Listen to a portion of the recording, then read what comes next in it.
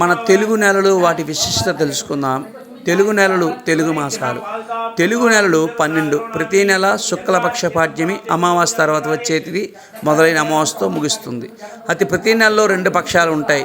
శుక్లపక్షం లేదా శుక్లపక్షం లేదా ప్రతి నెల తిథి పాడ్యమి నుంచి పూర్ణమి రోజు వరకు. రోజు రోజుకు చంద్రుడు పాటు వెన్నెల పెరిగి రాత్రులు తెల్లగా కాంతివంతంగా అవుతాయి. శుక్ల అంటే తెల్లని అని అర్థం. కృష్ణపక్షం లేదా బహుళపక్షం ప్రతి నెల పూర్ణమి తర్వాత వచ్చే పాడ్యమి తిథి అమావాస్య రోజు వరకు. రోజు రోజుకు చంద్రుడు పాటు వెన్నెల తిరిగి రాత్రులు నల్లగా చీకటితో ఉంటుంది. కృష్ణ అని అంటే నల్లని అని అర్థం. అయితే ప్రతి తెలుగు నెలలు చైత్రం, వైశాఖ, జ్యేష్ఠ, ఆషాఢ, శ్రావణ, భాద్ర, ఆశ్వేజ, కార్తీక, మార్గశిర, పుష్య, మాఘ, పాల్గొన అంటే మనవి ఈ నెలల పేర్లు. ఒక్కొక్క నక్షత్రం పేరు మీద ఒక్కొక్క నెల ఏర్పడుతుంది. సులభంగా అవుతుంది. పౌర్ణమి రోజున చిత్తా నక్షత్రం అనగా చంద్రుడికి చిత్తా నక్షత్రంలో కలిసిన రోజు అయితే ఆ నెల చైత్రము. పాడ్యం రోజున విశాఖ నక్షత్రం అనగా చంద్రుడు విశాఖ నక్షత్రంలో కలిసి రోజున ఆ నెల వైశాఖం. పౌర్ణమి రోజున జ్యేష్ఠ నక్షత్రం అనగా చంద్రుడు జ్యేష్ఠ నక్షత్రంలో కలిసి ఉన్న నెల అది జ్యేష్ఠ నెల. అయితే పౌర్ణమి రోజు పూర్వాషాఢ నక్షత్రం అనగా చంద్రుడు పూర్వాషాఢ నక్షత్రం కలిగి ఉంటే ఆ యొక్క నెల ఆషాఢం. పౌర్ణమి రోజున శ్రవణ నక్షత్రం అనగా చంద్రుడు శ్రవణ నక్షత్రంలో కలిసి రోజున ఆ నెల శ్రవణ నక్షత్రం. పౌర్ణమి రోజున పూర్వాభాద్ర నక్షత్రం అనగా చంద్రుడు పూర్వాభాద్ర నక్షత్రంలో కలిస్తే ఆ నెల భాద్రపద మాసం. పౌర్ణమి రోజున అశ్విని నక్షత్రం అనగా చంద్రుడు అశ్విని నక్షత్రంలో కలిసిన రోజున ఆ నెల ఆశ్వీజ మాసం అని అర్థం. పౌర్ణమి రోజున కృత్తికా నక్షత్రం అనగా చంద్రుడు కృత్తికా నక్షత్రంలో కలిసిన రోజు కార్తీక మాసం అని అర్థం. పౌర్ణమి రోజున మృగశిర నక్షత్రం అనగా చంద్రుడు మృగశిర నక్షత్రంలో కలిసిన రోజున ఆ నెల మార్గశిర మాసం. అయితే పౌర్ణమి రోజు పుష్యమి నక్షత్రం అనగా చంద్రుడు పుష్యమి నక్షత్రంలో కలిసిన రోజున పుష్యమాసం అని అర్థం. పౌర్ణమి రోజు మఖా నక్షత్రం అనగా చంద్రుడు మఖా నక్షత్రం కలిసిన రోజున ఆ నెల మాఘం అని అర్థం. పౌర్ణమి రోజు ఉత్తరా నక్షత్రం అనగా చంద్రుడు ఉత్తరాపల్గుణ నక్షత్రంలో కలిసిన రోజు అయితే ఆ నెల పాల్గొన మాసం అని అర్థం. పూలు ఎందుకు కోయకూడదనేది మనం తెలుసుకుందాం. రాత్రిపూట సూర్య సంస్థ తర్వాత పువ్వులు కోయడం మంచిది కాదని పూర్వం నుంచి పెద్దలు చెప్పేవారు. ఇలా సాయంకాలం పూట పూలు ఎందుకు కోయకూడదో ఇప్పుడు తెలుసుకుందాం. చీకటి పడ్డాక పూలు ఎందుకు కోయకూడదు అంటే వాటి వెనక ఆత్మాది కారణాలు మాత్రమే కాదు, ప్రకృతిపరమైన శాస్త్రీయపరమైన కారణాలు ఉన్నాయి. అయితే హిందూ సాంప్రదాయంలో పూలకి ప్రత్యేకమైన స్థానం ఉంది. శుభం అశుభం, పండగ, ఫంక్షన్ సందర్భంగా ఏదైనా సరే పూలను వాడాల్సిందే. అయితే రాత్రిపూట వికసించే పూలు చాలా సువాసనతో ఉంటాయి. వాటిలోని తేనె, పుప్పడి కోశం అనేక రకాలు కీటకాలు వస్తాయి. రాత్రివేళ పూల మీద ఉన్న కీటకాలు కంటికి కనిపించవు. సాయంత్రం వేళ పూలు తెంపడం వల్ల వాటిలో కీటకాలు మనల్ని కుట్టవచ్చు. అవి ఒక్కొక్కసారి ప్రమాదకరమైన కీటకాలు అయితే అవి మనకి మరింత హాని చేస్తాయి. అందుకే వాటిని సూర్యాస్తం తర్వాత కోయడం మంచిది కాదని చెప్పారు. మరో కారణం ఎటువంటంటే చీకటి పడగానే మొక్కలు, చెట్లు కిరణజన్య సంయుక్త క్రియను ఆపేస్తాయి. అలాంటప్పుడు వాటి నుంచి ఆక్సిజన్ కాకుండా కార్బన్ డైఆక్సైడ్ విడుదలవుతుంది. ఆ గాలి పీల్చడం ద్వారా అనారోగ్యానికి హానికరం. కాబట్టి చీకటి పడ్డాక పూలు కోయకూడదని చెబుతున్నారు. పెద్దలు పాటించింది చెప్పే ప్రతి విషయం వెనుక ఒక శాస్త్రీయ కారణం ఉంటుందని అది తెలియక అంతా చేతస్థంగా మూఢనమ్మకంగా అనుకుంటున్నారు, కొట్టిపారేస్తున్నారు. కాబట్టి ఇది బ్రాహ్మణులు, వేద పండితులు చెప్పిన పెద్దల మాటలు పాటించవలన ఆరోగ్యం అన్నింటికీ పరంగా సంతోషం ఉంటుంది. మార్గశిర మాసం విశేషాలు నవంబర్ 21 నుంచి డిసెంబర్ 19 వరకు ఉంటాయి.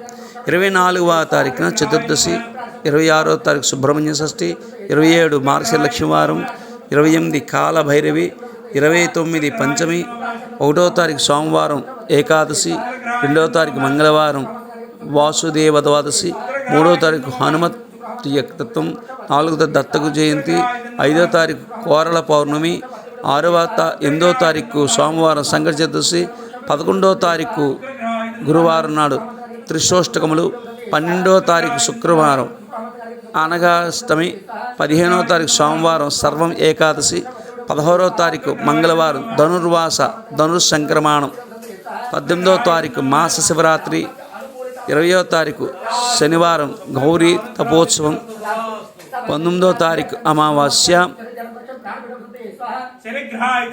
మార్గశిర మాస లక్ష్మీ వ్రతం విధానం కథ.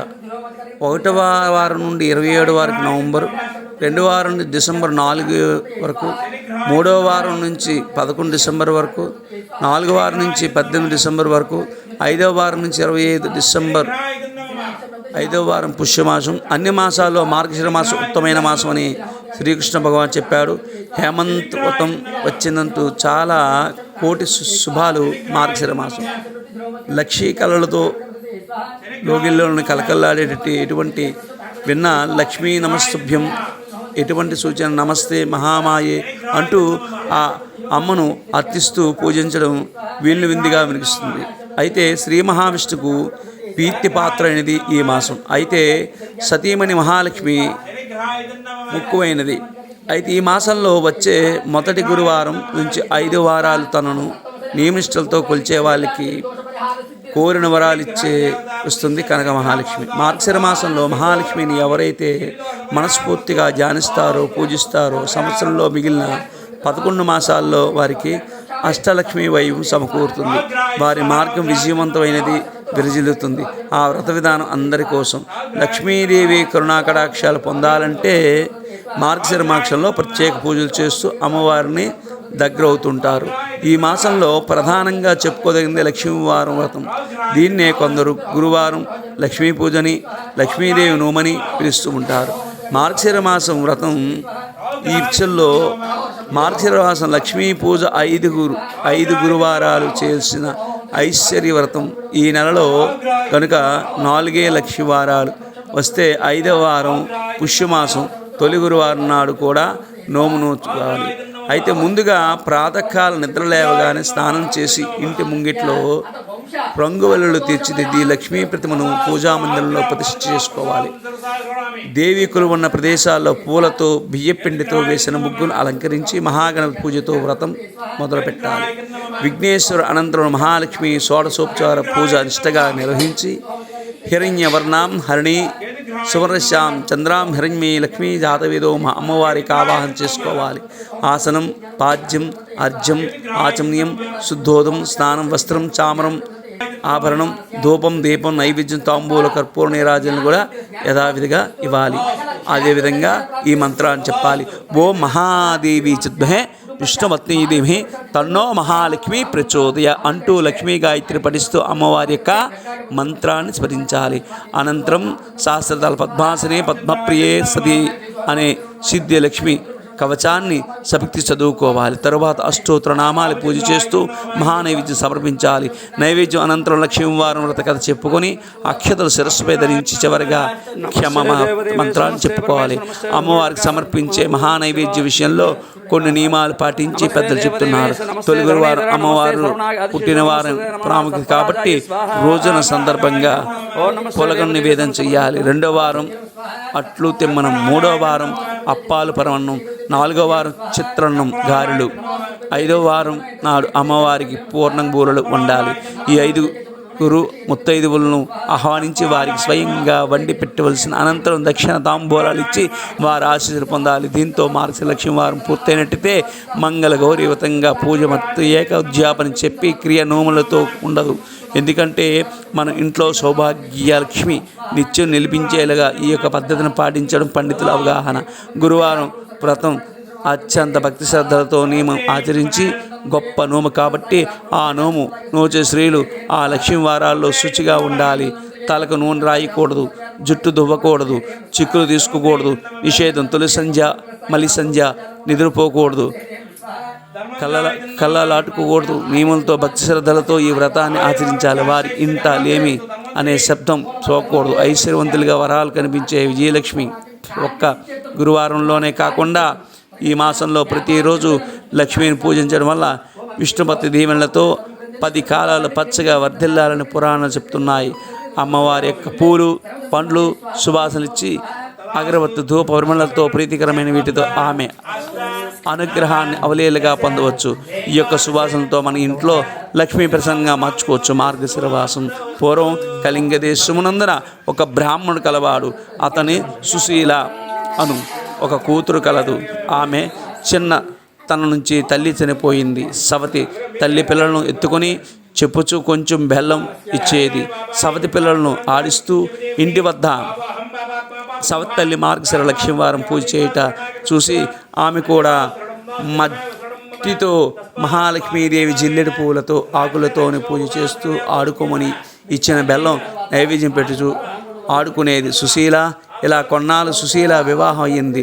అత్తవారింటికి పోచుండగా తాను తయారు చేసే లక్ష్మీదేవి మట్టి బొమ్మను తీసుకువెళ్ళిపోయింది. ఇలా వెళ్ళిన వెంటనే కన్నవారు నిరుపేదలు అయిన వారు ఈమె ఇంట మహా అదృష్టవంతులు అనుభవించారు. పుట్టింటి వారు కటిక దరిద్రులైన సంగతి తెలుసుకొని సుశీల చాలా బాధపడుతున్నది. తల్లి దారిద్రోషానికి భరించలేక కొడుకుని పిలిచే, నాయన నీ అక్క ఇంటికి వెళ్ళి ఏమైనా సరే డబ్బు తీసుకురమ్మని చెప్పి పంపించినది. సుశీల ఇంటికి తమ్ముడిని వెళ్ళి వారి దారిద్రోషం గురించి చెప్పింది. దారిద్రోషం తెలుసుకున్న ఒక కర్రను దొలిపించి దాని నిండా వరహాలు పోసి అతనికి ఇచ్చింది. ఆ చిన్నవాడు కర్రను పట్టుకొని వెళ్తుండగా దారిలో కర్ర వదిలి వెళ్ళిపోయాడు. ఆ కర్ర ఎవరో తెలుసా? వెళ్ళిపోయిన వారు ఆ ఇంటికి వెళ్ళిన కొడుకు ఆ తల్లి ఏమి తెచ్చావు అని అడగ్గా ఏమీ తేలేదు అని చెప్పాను. మన దారిద్ర్యం ఇంతే అని అనుకున్నారు. కొంతకాలం తర్వాత సుశీల తమ్ముని పరిస్థితి అడిగి తెలుసుకున్నది. వారి దారిద్ర్యంలో ఎటువంటి మార్పులు లేదని తెలిసింది.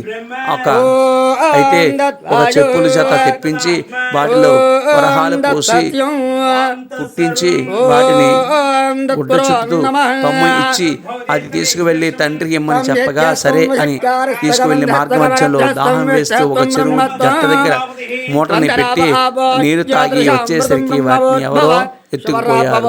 జరిగే విషయం తల్లికి చెప్పాడు. తల్లి జరిగినంత దారిద్ర్యం మనకి ఎలా ఎదురు ప్రాప్తి చెందుతుంది అని బాధపడ్డాడు. మళ్ళీ కొన్నాళ్ళు కొడుకును పంపుతూ ఈసారి అయినా జాగ్రత్తగా తీసుకురమ్మని చెప్పాను. అక్కకి పరిస్థితి ఇది వరకు లానే ఉంది. అయితే అప్పుడు సుశీల ఒక గుమ్మడి పండును తెప్పించి దాని నిండా వరహాలు నింపి ఆ పండు అమ్మకి ఇమ్మని చెప్పింది. సరే అని తీసుకుని సాయం సమయంలో ఒక చెరువు దగ్గరికి వెళ్ళి దాన్ని గట్టి మీద పెట్టి సాయం సంధ్యంలో వందన చేసుకుంటూ ఇంతలో ఒక బాటసారి వచ్చి పండును బాగునే తీసుకుని పోయాడు. ఆ కుర్రవాడు గట్టు మీదకు వచ్చి పండు వెతగ్గా పండు లేదు. ఏమి చేసేది అని ఇంటికి వెళ్ళాడు. తల్లి ఎంత తెచ్చినా అని అడిగానే జరిగింది. తల్లి విచారించి కొన్నాళ్ళు తల్లి పిల్లలకి ఇంటి దగ్గర నుంచి కూతురు దగ్గరకు వెళ్ళాను. అయితే తల్లి చూసి సుశీల వారి దారిద్ర్యం తెలుసుకుని చింతిస్తూ మార్గశిర లక్ష్యం వారు నాడు నోచిన ఐశ్వర్యం వచ్చినని తలించను. ఆమె ఈ రోజున మార్గశిర లక్ష్యం వారు నాడు నోటిలో ఏమీ తీసుకోకుండా మన వ్రతం చేయకుండా అని చెప్పుకొని ఆమె కూడా అలానే నేను ఏమైనా చిన్నపిల్లన ఎందుకు తింటారు అని చెప్పి పిల్లల్ని చల్లి అన్నం కడుపుతో నింపుతూ నీటిలో ఒక ముద్ద వేసుకుంది. తరువాత కూతురు వచ్చి అమ్మ స్నానం చేయి వ్రతం చేసుకుందాం అన్నది. అప్పుడు జరిగింది తల్లి చెప్పింది. ఈ వారం కూతురు మాత్రమే చేసుకుంది, రెండవ వారం అమ్మ వ్రతం చేసుకుందాం అన్నది. అప్పుడు పిల్లలకి తలకి నూనె రాస్తూ తాను కూడా రాసుకుంటూ ఆ వారం కూడా వ్రతం వీలు కాలేదు. మరుసటి వారం అమ్మ ఈ వారం అయినా సరే జాగ్రత్తగా ఉండమని చెప్పింది. పిల్లలు తల దువ్వుతూ తాను దువ్వుకునేది. ఈ వారం కూడా వ్రతం కుదరలేదు, కూతురు మాత్రమే చేసుకున్నది.